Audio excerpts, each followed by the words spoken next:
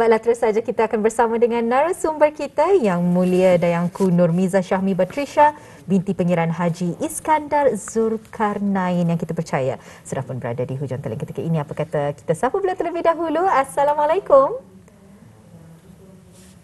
Hai, Assalamualaikum. Waalaikumsalam warahmatullahi wabarakatuh. Apa kabarnya hari ini? Nampak ceria sahaja, glowingnya orang. Matahari. Matahari yang kami nampak di sini ada yang kuat dengan awan-awannya, berlatar belakangkan awan yang biru. Cukup ceria sekali secara rampai pagi hari ini, Nadira. Betul sekali. Dengan wajah Batrisya yang sangat menyerikan orang kita ni, menyerikan, berseri di pertemuan kita ni di rampai pagi untuk hari ini. Baiklah, jadi cukup saja kita memanggil dengan nama Batrisya, ya. Baiklah. Jadi mungkin Batrisya dapat memperkenalkan diri serba sedikit. Mungkin ada penonton kita ni di luar sana ingin mengetahui siapa yang berseri-seri pada pagian ni. Jadi mungkin dapat perkenalkan diri terlebih dahulu. Nama saya ialah Dayangku Nurmiza Syahmi Batrisya, binti Pangeran Haji Iskandar Zulkarnain. Boleh panggil Batrisya saja. Di media sosial, I go by Syahmi Batrisya. Umur saya tahun ini 23 tahun. And I can say that saya ni seorang pelakon sama performer juga dalam bidang music sama menari. Sama sometimes kalau macam ada masa tu buat konten lah untuk dalam media sosial. Okay, jadi ada merupakan seorang yang cukup kreatif lah, in a short way to describe dengan penglibatannya dari segi lakonan, tarian dan membuat konten dan sebagainya. Jadi ini boleh dijadikan mungkin panduan untuk soalan berikutnya ni, Batrisya. Mungkin Batrisya boleh kongsikan pendapat Batrisya sendiri mengenai dengan kebaikan menggunakan aplikasi. Dipahamkan Batrisya menggunakan aplikasi TikTok ni sebagai platform untuk menunjukkan kreativiti Batrisya. Mungkin boleh dijelaskan sikit Batrisya. Kebaikan dalam memakai TikTok sebagai media sosial. Benarnya awal-awal saya mulai itu macam biasa saja, macam ikut main-main saja, macam pasal di sana banyak lagu, banyak itu ini. Tapi lepas sudah jadi makin experience, ia boleh menolong saya macam sebagai peringkat konten untuk mendapatkan sponsor untuk mendapatkan untuk menolong orang lain dengan bisnes orang. For example, baru-baru ni aku boleh dapat this Jaguar. It's similar to henna, and the person bagi free lah in exchange that I can tolong untuk marketing dia punya business. So ia boleh menolong each other, sama macam menolong local business untuk bagi exposure lah untuk ke public di Brunei. Sama at the same time dalam media sosial TikTok lah juga boleh belajar mengenai banyak lah yang boleh menolong kita dalam kehidupan seharian juga. Jadi sebenarnya amat menarik sekali. Itulah pekerjaan yang kalau kita ni meningkatkan pemasaran sebenarnya menggunakan platform TikTok ini sebagai salah satu cara untuk memberi exposure ataupun pendedahan kepada mungkin customer-customer di luar sana. Jadi mungkin dapat dikongsikan juga apa sebenarnya bakat-bakat yang dikongsikan yang di dalam video-video yang telah dimuat naik di laman TikTok ini. Bagaimana? Bakat-bakat yang saya buat dalam TikTok aku lah sebenarnya. Maksudnya? Ya. Mostly ada selain daripada menolong meningkatkan pemasaran local business di Brunei, at the same time dia macam menunjukkan bakat diri sendiri saya untuk macam menolong untuk mengekspos pemasaran bisnes ini, sama dengan cara percakapan saya untuk supaya orang percaya yang si Batrisya boleh deliver bisnes kami dengan smoothly. And selain daripada itu, my teknologi skill lah juga, sama bakat saya untuk bercakap dalam bahasa Korea. Jadi mungkin boleh diterangkan kalau dari segi video-video yang diupload di platform yang seperti yang dikongsikan tadi, dari mana datangnya inspirasi ataupun ideanya? So media sosial TikTok itu memiliki beratus-ratus beribu-ribu video dari sana. So of course inspirasi itu pun datang dari video dari orang lain. Tapi this time kalau saya jadikan konten saya sendiri, ditukarkan ke topik lokal lah yang semua Bruneian boleh pahami sama-sama, sama yang orang boleh relate lah juga. Dari selain daripada tu macam boleh jual dari idea sendiri. Pasal kalau TikTok media sosial di Brunei, dia punya viewer mostly towards Brunei saja. Jarang pergi ke luar negeri. Ke luar negeri pun dengan secara macam lak-lak sampai ke Malaysia, Filipina jual.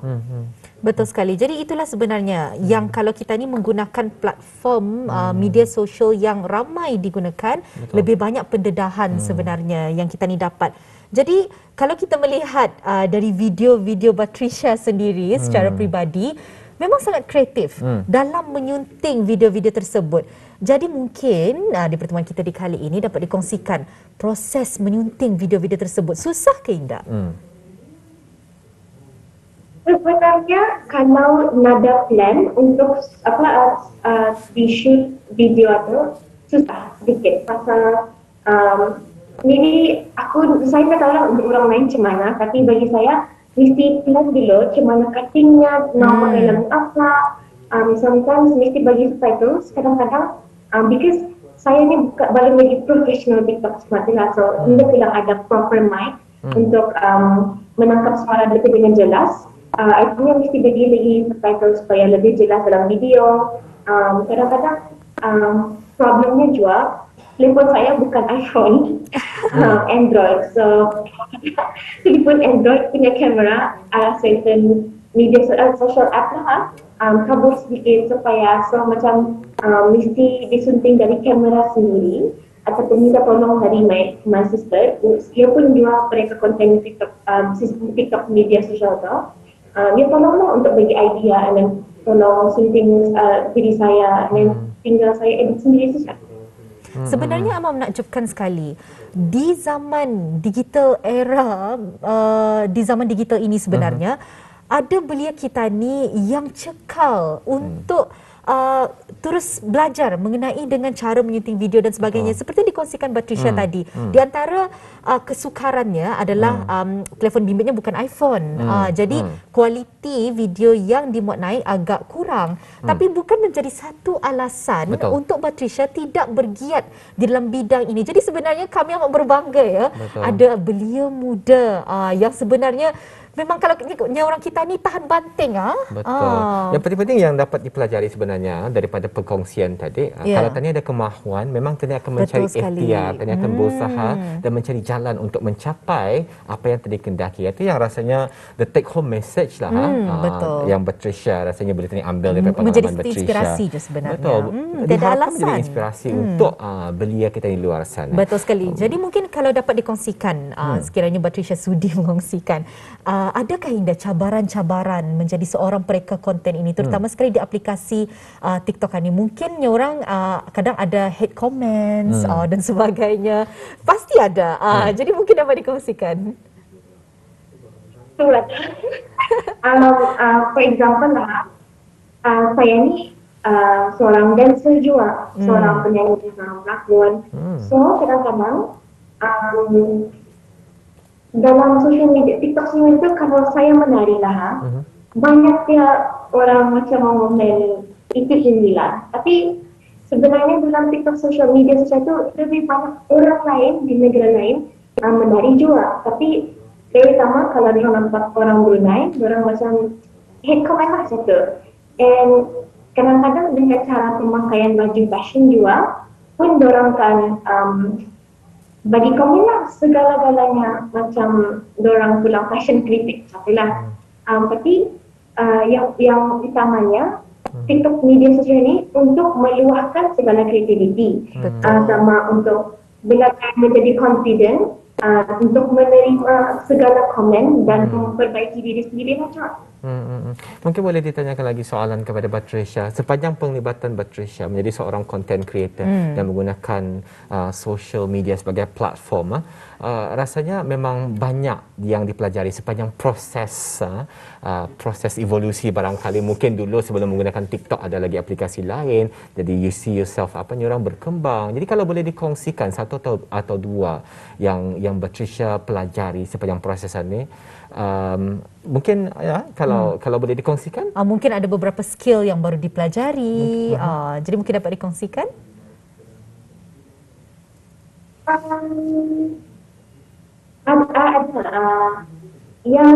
Ya satu kelebihan pemakaian dalam TikTok media sosial which is called transition, perubahan dari satu scene ke satu scene. Ya menggunakan macam cutting editing dalam video juga, ataupun baru saya belajar macam sendiri belajar lah. Kadang-kadang di dalam TikTok media sosial itu mengajar berbagai segala tutorial dalam perbuatan TikTok macam mana untuk editing itu ini. Ada special application atau certain application untuk menggunakan editing juga. For example, kalau transition itu sekiranya mau tukar tudung hitam ke tudung putih, mesti ada pergerakan yang sama itu ini. Macam ada koreografi sedikit. Jadi sana pun banyak belajar. Juga banyak belajar menggunakan teknologi lah. Jadi artinya di sini kalau Batrisya ingin menyunting video, harus ada perancangan kan? Terutama sekali kalau di dalam menyunting video transition, bukan sesuatu yang mudah. Jadi mungkin dapat dikongsikan apa sebenarnya proses-proses penyediaan, apa preparation ataupun persediaan untuk menghasilkan video tersebut. Sekiranya video yang akan dibuat ini ingin menggunakan berbagai different baju lah, warna itu, warna ini, warna lain. Mesti sediakan baju artinya juga macam mesti rajin tukar baju sama macam planning transitionnya dari this scene ke next scene gimana. Macam awal-awal pakai baju hitam, sekarang kita akan ke next scene, turn ahead like that, and then cut it dari sana, and then sambung lagi menyambungi dari sini editing. Jadi kita ke video warna putih. So masa disambungkan video itu, ya satu kepala yang ke sini masa cepat. Banyak yang punya proses tadi lepas itu berbagi lagi itu ini, dan yang paling ngalinya untuk memanyap semua lah. Jadi perancangan, jelas sekali perancangan adalah cukup penting sekali dalam kita ni proses menyediakan satu video yang sempurna, yang baik. Jadi untuk akhir sekali Batrisya, mungkin rasanya bukan lagi mungkin, memang pasti ramai penonton hari ini, terutamanya rakyat Brunei Darussalam memang tahu penduduk kita ni di Brunei Darussalam memang cukup kreatif sekali orang-orang Brunei ini. Jadi kalau ada yang menyaksikan yang kreatif dan juga berminat untuk sama-sama menceburkan diri dalam bidang menggunakan social media, menjadi seorang content creator dan sebagainya. Jadi apakah saranan yang boleh Batrisya kongsikan ataupun berikan kepada penonton-penonton Rampai Pagi? Silakan. Mungkin kalau kan baru start TikTok media sosial itu, awal-awalnya memang tidak ada viewers ataupun orang yang melihat, pasal tadi baru je membuat. So, boleh macam slowly improve saja your content atau macam untuk mencantikkan, menawarkan, and then buat konten yang hingga orang ada pernah lihat juga, which can make them surprised and macam terkejut lah, macam dia pernah nampak this type of content di Brunei, and then orang macam interested lagi to see what you can offer dalam your TikTok social media, and then they can start following you. And kalau awal pun the viewer, it's okay. So we just need to work hard saja. Ada certain hashtag juga dipakai untuk supaya kami punya video masuk ke pertengahan laman TikTok media sosial itu. Dari sana kita ni slowly saja build kami punya reputation macam tu, and penuh dengan kesabaran sama confidence sama maybe mature lah, dan kalau pasal confirm boleh menerima segala komen dari sana sini. Dari sana kita belajar saja dan memperbaiki diri sendiri saja. Tapi jangan sampai memberhentikan your creativity itu lah, because creativity itu dirimu sendiri, bukan orang lain punya.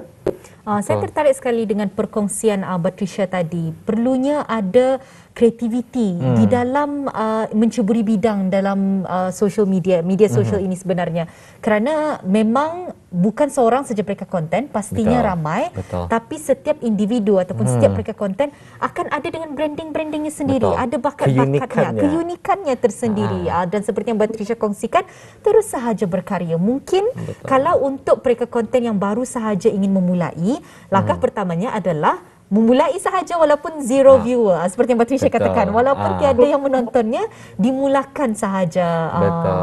Dan bercakap mengenai keunikan, mungkin Patricia boleh kongsikan kepada kami, apakah keunikan Patricia? Keunikan saya boleh confidently say dalam mana konten bahasa Korea. Pasal little bit of my background juga, saya boleh bercakap dalam bahasa Korea. Ataupun boleh menarik perhatian publik pasal orang jarang melihat orang cakap bahasa Korea macam tu kan. So I can boleh memakai itu untuk jadikan konten saya juga.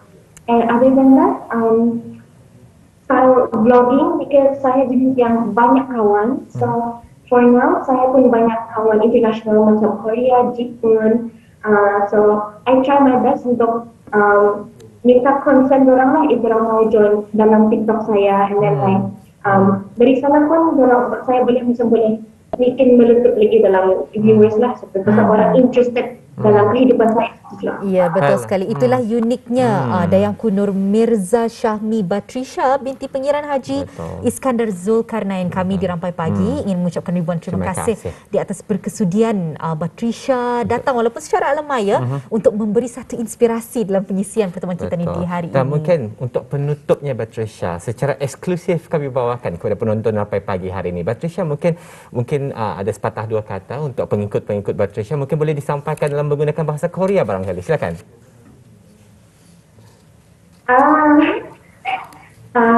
네, 저한테 계속 틱톡에서 봐주셔서 너무 감사하고, 그리고 끝까지 같이 하고 있어서 너무 고맙고, 당연히 다음에 또 특별한 콘텐츠를 하겠습니다.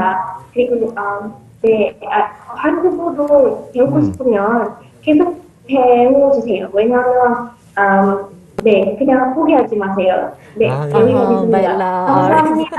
Kalau saya akan membalas, anda faham, tapi saya pura-pura menganggap, pura-pura faham. Saya pun pura-pura menganggap. Baiklah, ribuan terima kasih kami ucapkan kepada Patricia di atas kesudian datang untuk hari ini walaupun secara alamaya sahaja. Kami sangat enjoynya orang, sangat menikmati masa yang diluangkan bersama. Jadi insya-Allah dalam kesempatan kita akan bersua kembali mungkin dengan topik yang lainnya pula. Assalamualaikum. Selamat berpuasa, jaga diri ya.